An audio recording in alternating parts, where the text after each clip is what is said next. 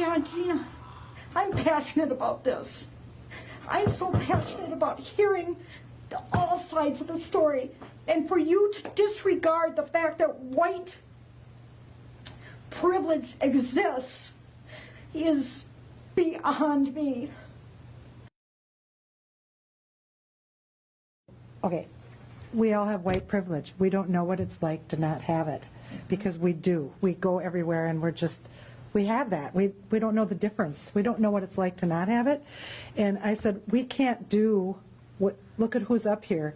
We can't move forward as all being people of white privilege. We can't, because we don't know the difference of not having it. Because I'm white, you think I was privileged my whole life? Are you kidding?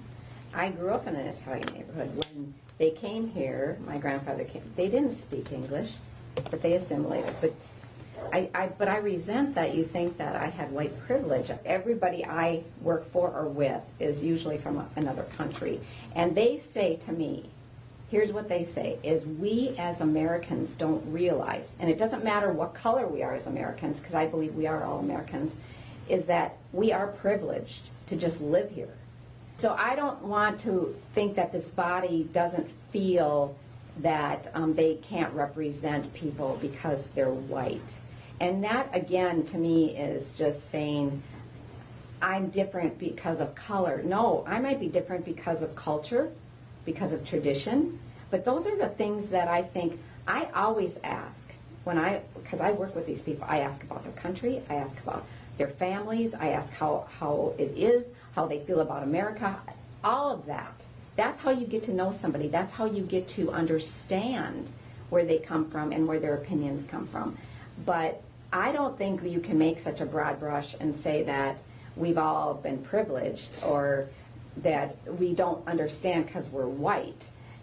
You are the exact reason we need this commission. If you don't understand white privilege, then you are not representing those people. You're not willing to listen to them. And what you have just said is the most racist. Excuse me? Don't you ever accuse me of that. You have no basis to say something like that in public, and no basis to say something like that. Then let me rephrase it. That statement was one of the most racist things I've ever heard. What statement? That you are offended by the fact that you're not feeling the white privilege thing.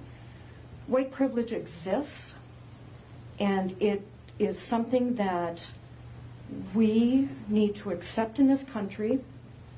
You're interrupting me, and by golly, I'm running this meeting. We're on camera, and you're accusing me of something pretty big here. It's unacceptable because you have no basis for it. You're out of order.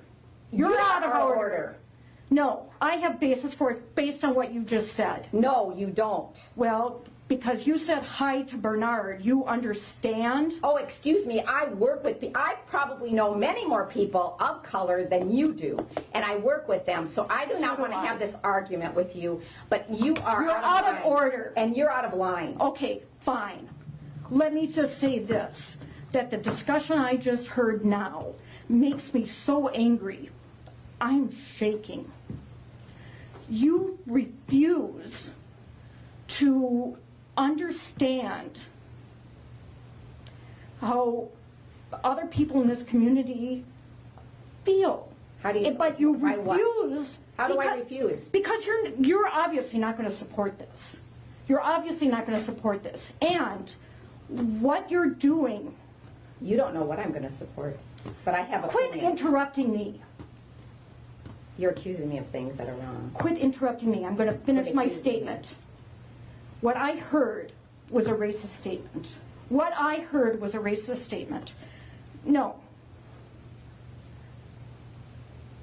You're just crediting. God damn it, Gina, I'm passionate about this.